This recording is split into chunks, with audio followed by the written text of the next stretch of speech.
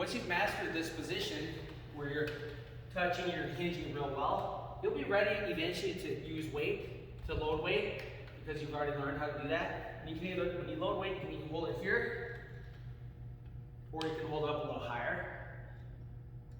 But you only want to do that when you can spend enough time learning how to hinge from the hip. You can also work on different positions here, here, here.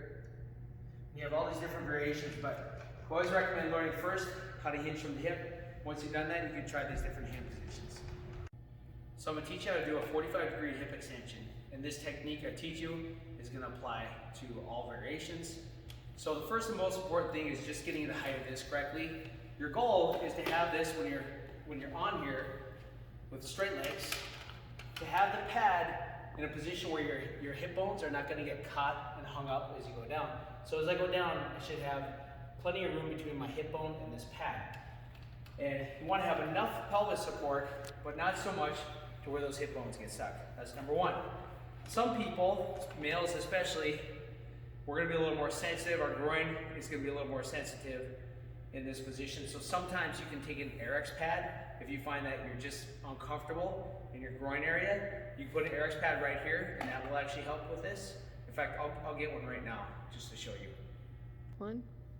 So I got my pad. So for some people that it's very, very uncomfortable. And the first thing, if it's uncomfortable in your groin area, you might want to adjust the pad up or down.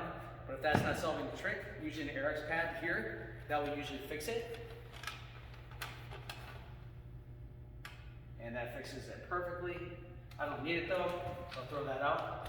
So as far as the technique goes, we usually recommend that you throw a dumbbell or something down to touch. It could be a cone or whatever. And the reason we like that is this will force you, when you go down, instead of rounding your back, going down like this, a lot of people do it this way. This forces you to go more like this. It forces you to reach. And when you do a little bit of reach, what happens is that keeps your upper spine, your thoracic spine more straight. And when your thoracic spine is more straight, your lumbar spine also, you have to move kind of more through a pattern like this. It's really coupled, so your thoracic spine is coupled to your lumbar spine, and it forces you to hinge from the hips as opposed to hinging from the spine.